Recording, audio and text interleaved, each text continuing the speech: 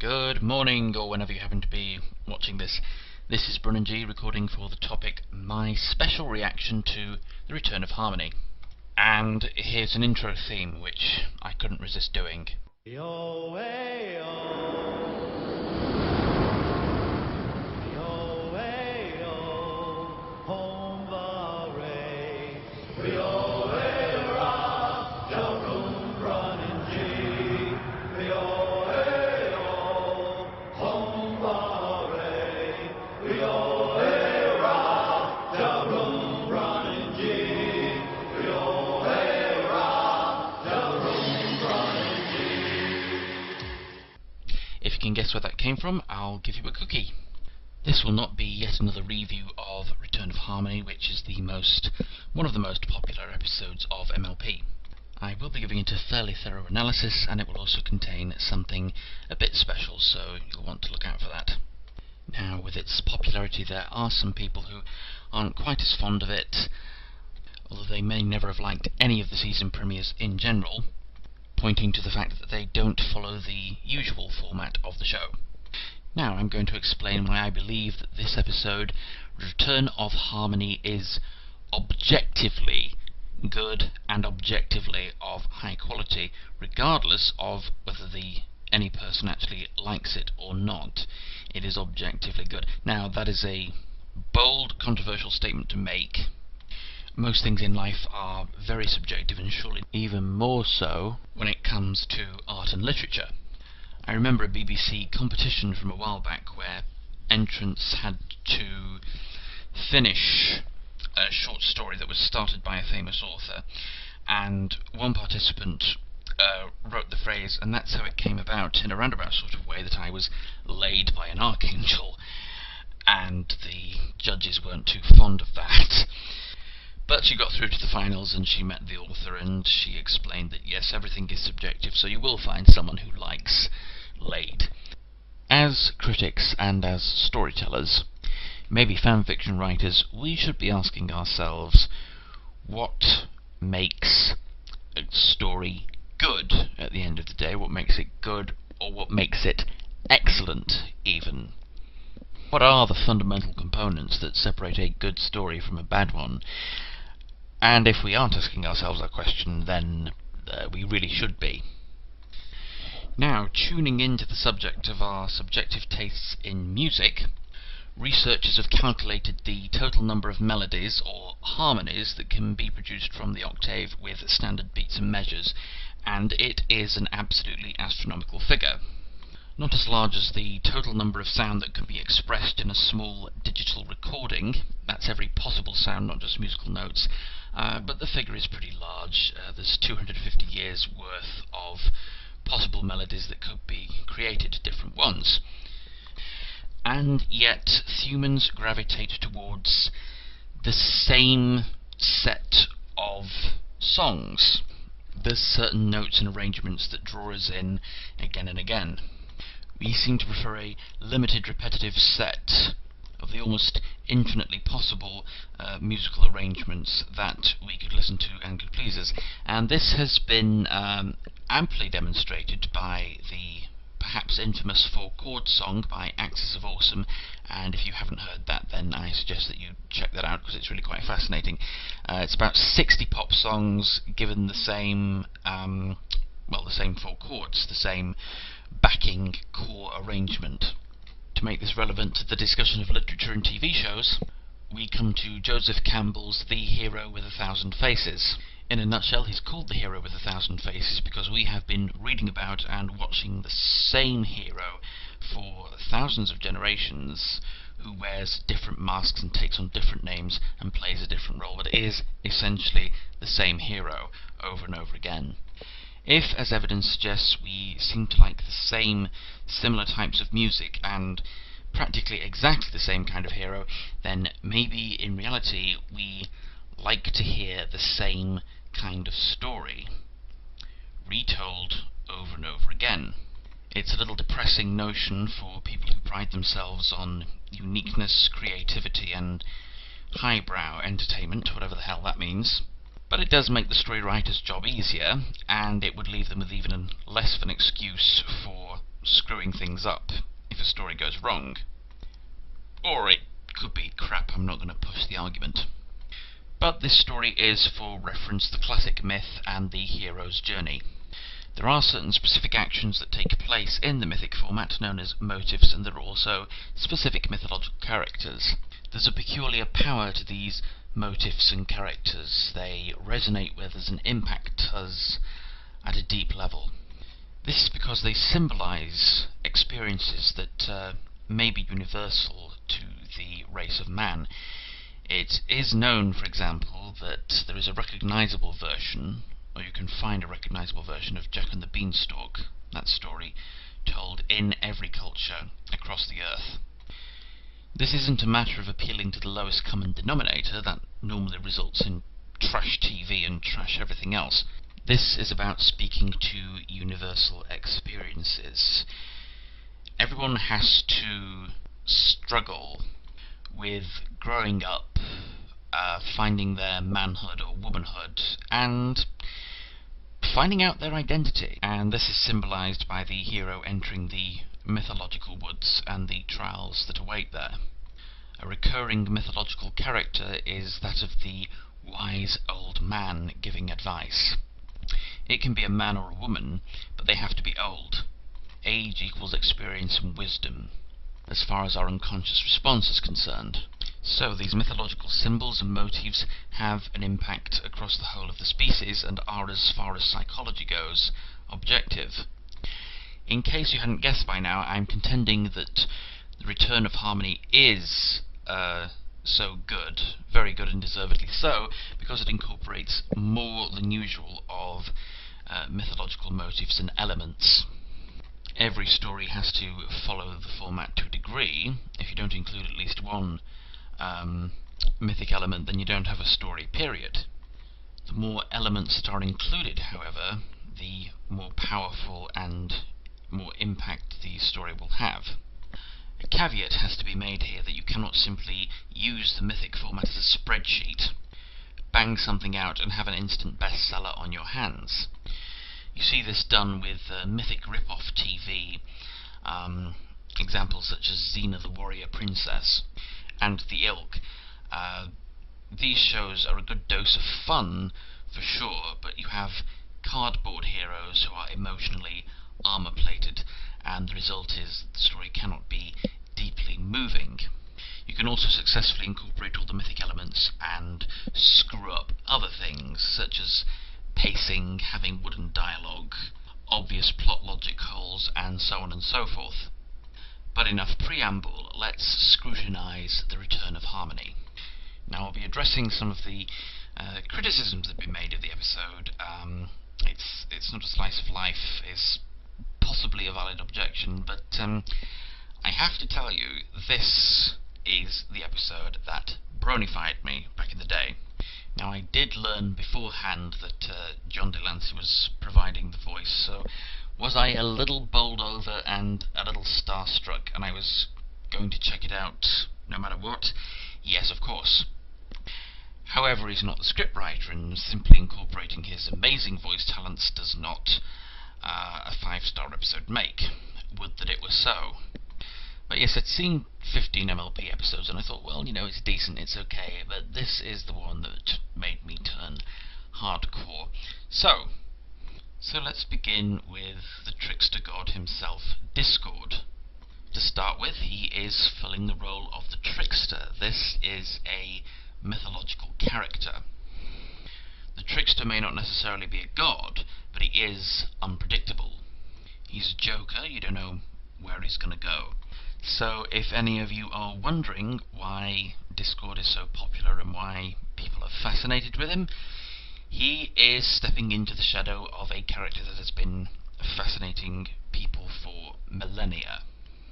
That is one mythological role that he fits into. The second role that he performs in this episode is that of the Evil One. Now at this point I'm going to quote directly from some source material and an expert on the subject. Here we go. The case of the innocent Evil One. Occasionally you may see a film or read a story in which the author lets the Evil One off the hook. In the end, we find out the evil one didn't mean to do it. He or she killed, say, by accident, and the story's about he or she tried to cover it up. This is done when authors feel sorry for their own creation. They often say, well, I wanted to make the evil one human. While it's true you want to create an evil one in your story who is a human being, or even a pony being, I'm paraphrasing now, of course, including writing the full biography, you do not want your evil one to commit bad acts by accident or out of good motives. Nope, the evil one needs to be evil, motivated by his own inner selfish needs, and should never be self-sacrificing.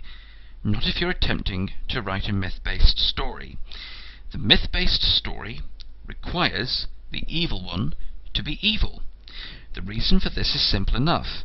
One of the great satisfactions the reader gets from reading a myth-based story, or if we view it on television, is the feeling that the hero, acting unselfishly for others, has confronted the evil one who is ruthlessly, consciously, willfully acting upon his or her own selfish interests.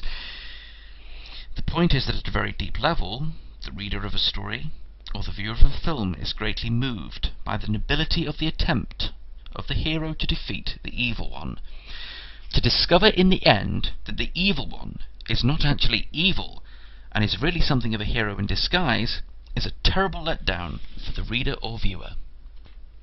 Now, I've heard things like, we only have Celestia's word for Discord's evil, or he seems like a pretty fun guy, and he's the victim of prejudice, and so on and so forth. Now, these theories may have some credibility, but they're ultimately irrelevant. As explained, for the story to have full power and force, you need an evil, even one.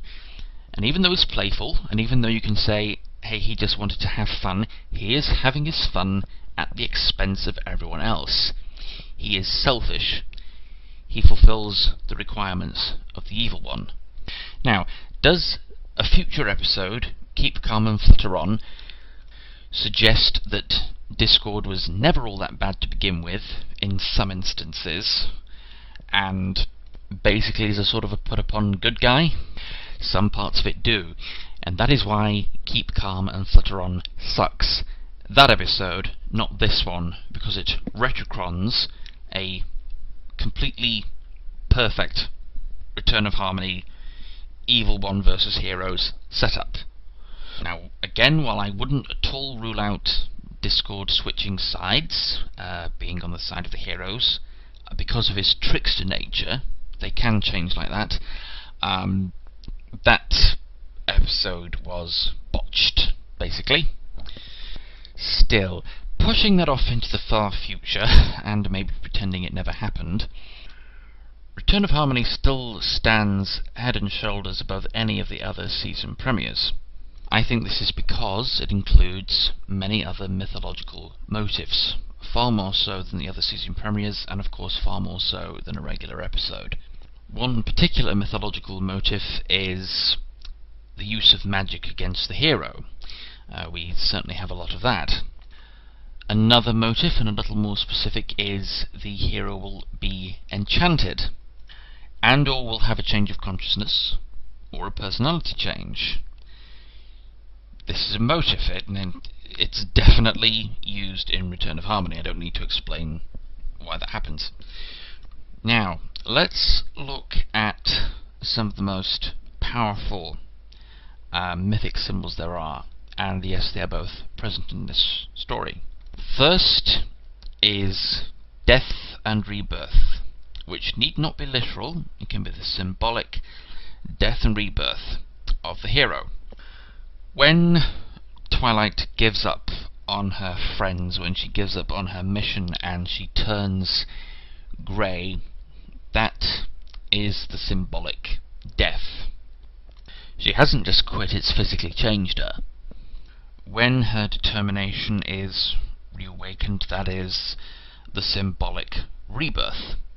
Now, as regards the scenes following that, where she's also reawakening all her friends and restoring them, there's a criticism that this does not prove the power of friendship, because it's just a memory spell, it's just a counterforce.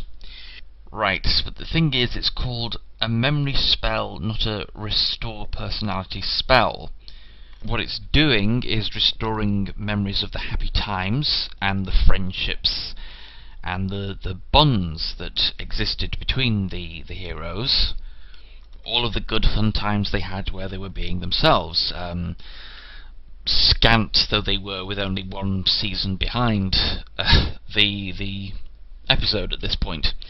So if the strong friendship didn't exist, the memory spell wouldn't have worked. It's a moot point, and it's like you're going out of your way to try and find things wrong with the episode if you're saying things like that. Now to the second point, the most potent expression of the mythic format may well be the battle of good versus evil. Now the first pilot with Nightmare Moon was arguably that, and it arguably also had mythic elements as well, but it didn't affect me like Return of Harmony did. It sort of left me a bit cool. So what's the difference? Now the thing is, although there was a sort of looming threat of eternal night, there was never a really immediate threat.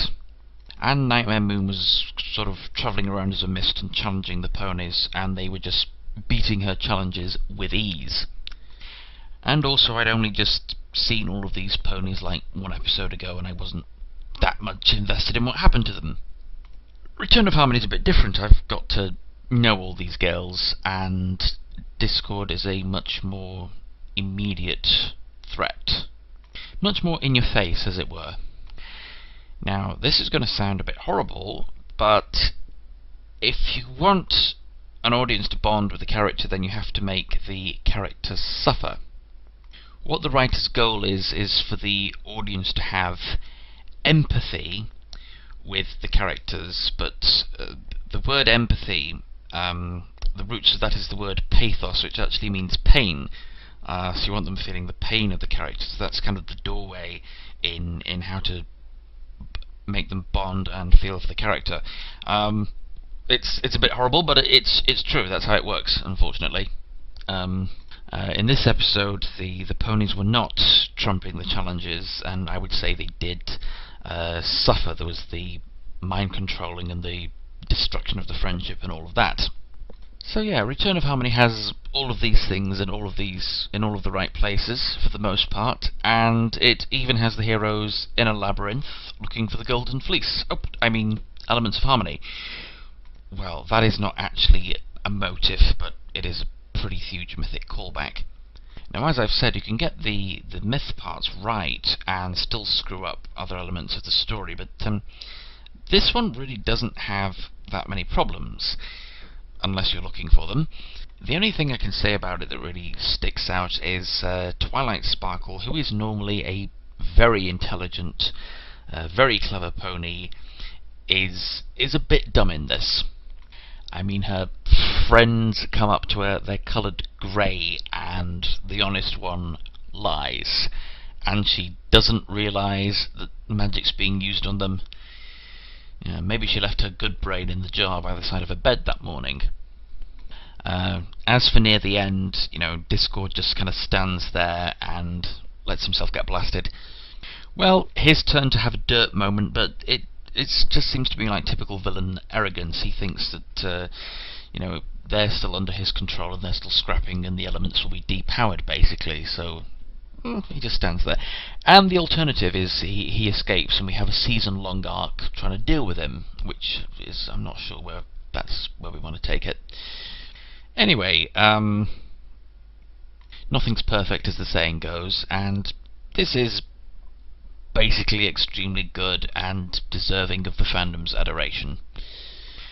Because of these incorporated universal elements. And I have to say, people who don't like this, I'd be quite keen to give you an MRI.